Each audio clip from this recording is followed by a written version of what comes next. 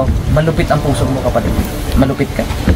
Yun lang yung kaya kong bitawang mga salita sa'yo. Mabigat yun, sana isipin mo yun. Isipin mo mabuti yung kapatid. Sana mapanood mo to.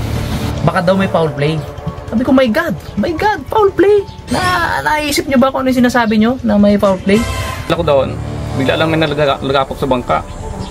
Pag silip ko, sinaldo sa tubig na. Yung kuha ko ngayon bago yung dalap sa playa. Nakita ko yung cause talaga doon. Yun yung findings ng doktor, ano? Hematoma. Hematoma, ang cause niya is hitting on hard object, which is itong ulo. Malambot daw po yung dito nung chinek ng doktor. Yo, what's up happy people? Isang mapagpalang araw po sa ating lahat. For today's video mga kuys, mga gayas, ay talagang hindi po napigilan ni Sir Jeff ng harabas, no, yung isang siguro hindi lang naman isa, may mga konti-kunting mga tao kasi mga kritiko niya o mga bashers, haters niya na sinasabing may foul play daw na nangyari sa pagkamatay po ni Naldong Putik, at sinasabi pa nga dito daw ng isang kritiko, bashers o haters na kailangang ipaabot sa Senado yung kaso. Kaya po hindi po napigilan ni Sir Jeff na magsalita, at ayan po, kaya po itinipo niya po yung buong harabas team para magsalita, at doon na ipiniliwanag ni Sir Jeff kung ano talaga ang nangyari kay Naldong Putik. So mapanood natin itong video dito mga kusmugayas. Hindi naman buong video to kasi reaction video yung ginagawa natin. Ang full video po nito mapapanood nyo po sa may harabas. Yung papalabas lang po natin yung mga highlights lang po sa mga sinasabi po ni Sir Jeff. Kung gusto nyo ng full episode ito, nasa YouTube channel ng Harabas. Okay? So without further ado, let's begin. Actually, yung health review, chinek ko ngayon. Ako, doon pala. Doon nag-ipon-ipon yung mga yung mga mababait nating viewer, ano. Ang daming speculations, ang daming paninisi sa akin, ang daming, alam mo yun, may ipaparating pa sa Senate. Diba? Sinisisi ako, sinisisi yung kung ano pa, imbestigahan daw. Inimbestigahan daw ba ng pulis? Chinek daw ba ng doktor? So lahat po ngayon, ikakwento natin lahat ng araw na yon, yung pangyayari, ano, yung talagang totoong nangyari. Kasi nung sa live, syempre, although kinuwento na namin sa live yun, nung nag-live kami nung that day na nawala si Naldong Putik, ano, kinuwento na namin sa live yun, pero syempre ang hirap magkwento noon, sobrang ano pa kami, sobrang shock na shock, diba? Although kinuwento ko doon, so maaring tong mga nagko-comment na ganito, hindi nila napanood yun, diba?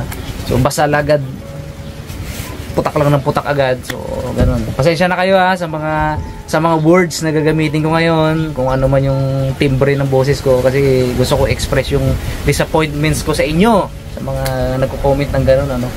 So nang una ganito yan. Nung araw kasi na yun, opening ng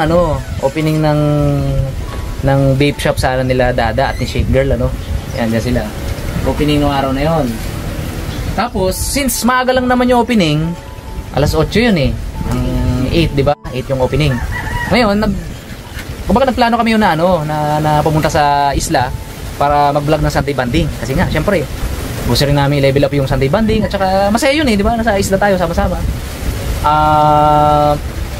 Ang plano is, after doon, pupunta kami doon sa Iling. So, malinaw po yan sa isla.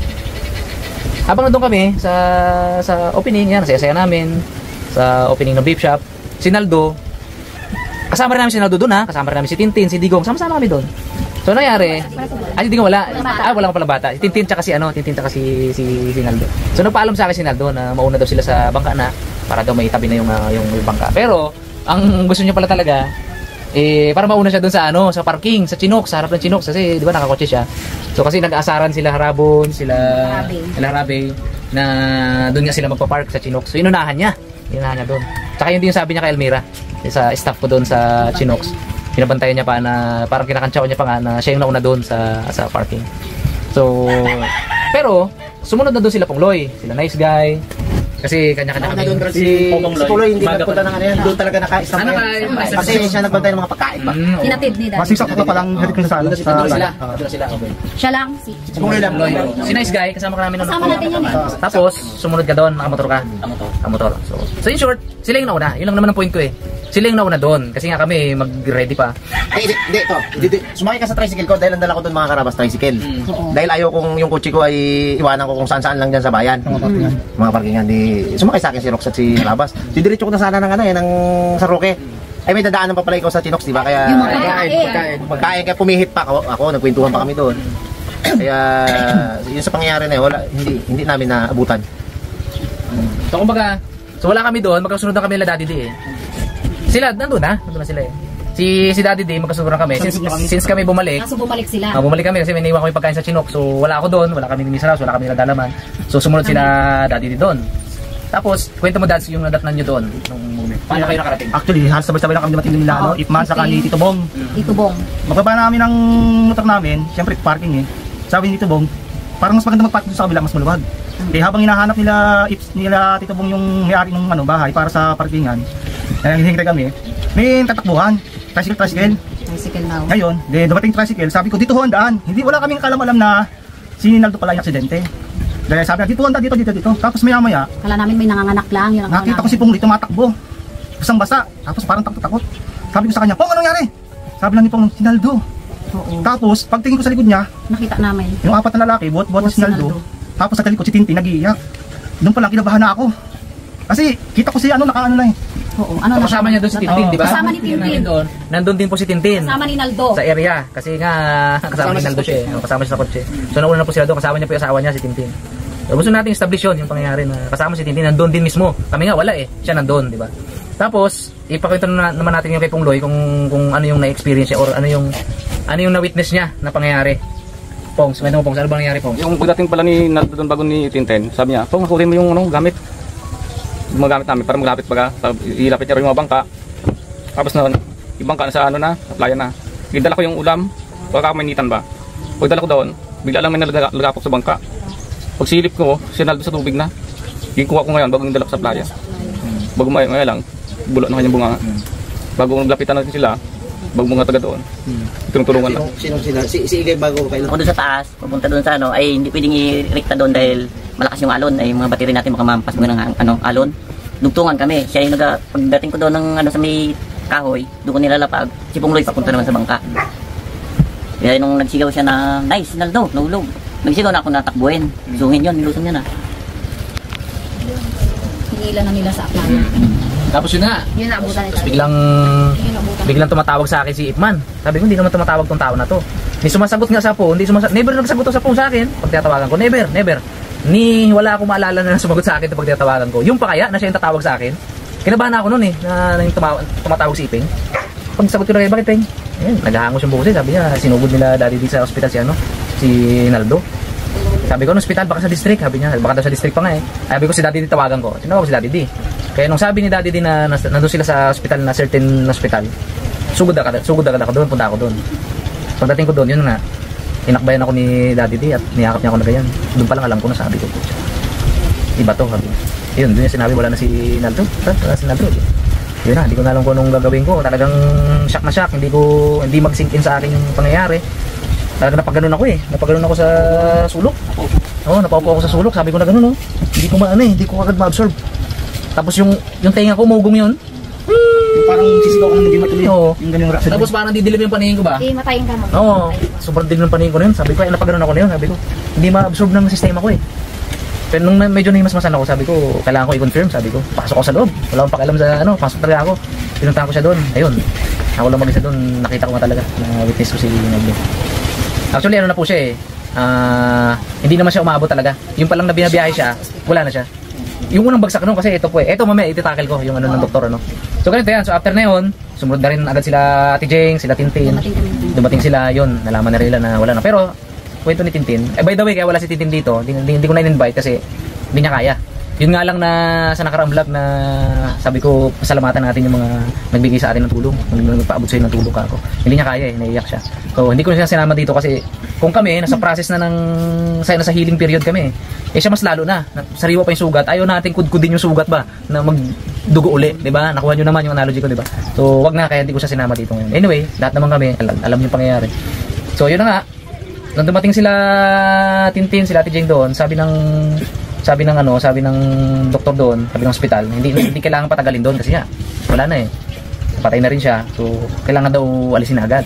So ako punta sa St. Peter kasi kasuhin yung yung para sa burol niya. Tapos protocol mga karabas, ito protocol sa mga nagsasabi na dapat daw may police investigation. Ito sobrang nasaktan ako. Ito gusto ko ilabas yung sama na loob ko. Baka daw may foul play. Sabi ko, my God, foul play. Naisip niyo ba kung ano yung sinasabi niyo na may foul play? 'Di ba? More than brothers ang turingan namin, magkakapatid na totoong magkakapatid. Paano magkakaroon ng foul play? Paano?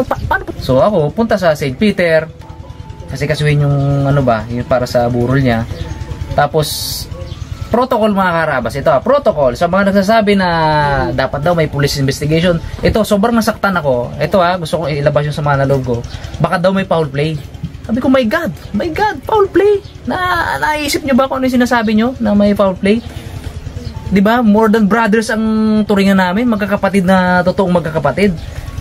Paano magkakaroon ng foul play? Paano pumasok sa isip niyo 'yon na may foul play? Tao ba kayo? 'Yun yung tanong ko sa nag-iisip na 'yon. Tao ka ba? 'Di ba? Tao ka ba? Na kaya mong gawin sa kapatid mo 'yon? Kasi kung kaya mong gawin sa kapatid mo 'yon, kami hindi namin kaya 'yon. So ang weird ng mga pag-iisip ninyo na ganyan, no? Baka daw may foul play. So ito, i-clear natin. Ayun. Protocol po sa St. Peter na bago nila embalm, kailangan may police report, 'di ba? So punta ako sa police station, ni-report ko po 'yon. Kasama ko si Tintin kasi asawa siya. So siya yung nagkwento. Andun lang ako para samahan siya. Sila yung nagkwento, sila yung nice guy. Si Pungloy kasi hindi makasalita that time, kaya hindi ko sinama. So sila po yung kasi ikukwento nila yung yung pangyayari. Saka yung hospital din po ay tinawag. Protocol din ng hospital. Protocol. Pag mga ganun pong incidents, sure ball po 'yon. May police report. So ganito nangyari. Ganito po, detail by detail. So pumunta ako sa police station, tatlo kami nice guy, ako si Tintin, si Harabi at si Lord ang nag-drive sa amin kasi nga binibigay sa akin ni Harabi susi, hindi ko kaya mag-drive. So pinag-drive nila kami doon. So tanong-tanong ang police. Tanong mo police sa police station, sa MPS. Tanong-tanong. Tapos hindi doon natapos 'yon sa pagtanong-tanong mga karabas. Pumunta yun sila doon sa mismong place. To investigate. Pumunta yun sila sa bangka, nagtanong-tanong, nag-imbestiga, 'di ba? Kung ano talaga yung nangyari. Nakataon lang na siyempre apply yun, walang CCTV. So nagtanong sila sa mga tao. Ay, tambayan po yun, maraming tao naman. Punduhan yun So at saka maaga, maraming tao doon. So yung mga tao nagkwento sa pulis, di ba? So maya punta sa amin ng pulis. Okay na po, cleared na po Sir Jeff. Nag-investigate po kami doon. So yun, una, na-clear natin yun. Pangalawa, bakit hindi daw pina-autopsy? Baka daw may foul play nga sa mga kasama. Imbestigahan daw yung mga kasama. Di ba? My God, napakasakit po ng mga ganong wordings kasi bakit? Kami mismo, durog na durog kami. Kapatid namin nawala, namatay. Durog na durog talaga kami. Makakabasa pa kami ng ganung comment. Na tipong i-blame pa sa'yo. Di ba? Ikaw po, imbestigahan ako po. Para nyo kaming binabaon, mga karabas. Sa mga nagsabi nun. Para nyo kaming binabaon sa hukay din. Napakasakit, sa sobrang sakit. Sabi ko nung una, di ba? Pasensya na kayo sa mga wordings ko dito. Kasi hindi ko lubos maisip na kayang isipin pala ng tao yun. Di ba? Na hindi ka naman nila kilala. So, ganun, nangyari. Cleared ng pulis, Tapos, so punta na yung police sa magkakunik po doktor, hospital, St. Peter, tsaka yung police station. Sila po nagkakunik-kunik mismo. So tinawagan pinapunta ako sa diagnostic, kami nila Tintin, para ayusin naman yung death certificate ba. So yun din yung kailangan nila, yung police report at saka yung clearance ng doktor. Sa St. Peter, clearance din ng doktor bago siya kasi embalm. Kailangan may clearance of mini autopsy ba? Mini autopsy. Hindi talaga kayo bibiyakin pa siya or what. Alamin lang ng doktor kung ano yung primary cause cause of death. So pumunta doon ng doktor. So pumunta po doon ng doktor ng diagnostic yung galing pong diagnostic. So chinek up siya, ganyan. Siyempre, part ng pag-imbestiga rin yun ng doktor, siyempre. So nakita ko sa death certificate. So tawag sa akin, okay na Sir Jeff, ganyan. Pinrepair na lang yung death certificate. Kinabukasan, nung nakuha ko yung death certificate, kami nila Tintin, nakita ko yung cause talaga doon. Yun yung findings ng doktor, hematoma. Hematoma, ang cause niya is hitting on hard object, which is itong ulo. Yung sa likod ng ulo. So sabi rin nung nung bantay sa diagnostic, yung nakatransact ko. malambot daw po yung dito nung chinek ng doktor. Tsaka hinipo ko yun. Hinipo. Hinimas ko talaga yung ulo ni Naldo. Malambot siya pero wala siyang, hindi kasi hindi sumumpit yung dugo nun eh. Pero malambot yung dito, parehas nung nung doktor. Hinipo ko talaga yung likod ng ulo din, personally. Hematoma, ang primary cause is hitting on hard object. Hematoma. Yun yung cause niya. So hindi nalunod, hindi tinamaan ng ilisi, hindi walang foul play. Yan, alisin nyo na sa Actually si Father Dan nga, saktan din dun sa kaya sa huling paalam ni Father Dan sa tribute, sabi niya na tumigil na kayo. Sabi niya, ay kasi kaya ako nasaktan 6 hours ago, yung ibang nabasa ko 6 hours ago, 3 hours ago, health for review. So, ibig sabihin hanggang ngayon question mark sa kanila, na gusto nilang imbestigahan, na gusto nilang i-blame somewhat, i-blame nila ako, di ba? Parang hindi sa ina-out ko yung sarili ko sa gano'n. Pero masakit kasi, gusto kong i-out yung sarili ko in a sense na tama na, masakit yung mga ganong comment kasi nagbabasa po ako ng comment eh. Hindi to ordinary bashing eh. I-bash nyo ako sa itsura ko, i-bash nyo ako sa mga ginagawa ko, i-bash nyo ako sa may mali kaming ginawa, may mali akong binili ng ganito. Okay lang yun. Kaya ko i-bear yun kasi nga, turo ko yan. Ignore mo yung bashing. Pero yun po, hindi na yun eh. Hindi biro yun. Hindi ordinary yung pambabash para sa akin yun. Sobrang sakit kasi. Sobrang sakit po nun. Yung mga ganun. Anyway, naka-block ka na rin. Kung sino man kayo, naka-block na rin kayo. Kaya para maka-comment ulit kayo, mag-create kayo ng another account ha. Kasi kung gagamitin mo yung personal account mo, wala na yan. Kaya kung naka-block ka na, for sure ikaw yun. So, alam mo na ikaw yun. So para sa'yo to. Para sa'yo yung video na to. No? Kasi yung mga legit naman nakaharabas na talagang sumusuporta sa atin, talagang nanonood sa atin from the start, naiintindihan nila, alam nila yung sitwasyon. Kaya sobrang thank you po sa inyo. So anyway, hindi lang po namin pinapansin yung basher ha. Kasi sobrang thank you din kami syempre. Of course, lalo na sa mga warm comments ba na pang encouragement, na pang palakas ng loob namin. Sobrang appreciate po namin yan.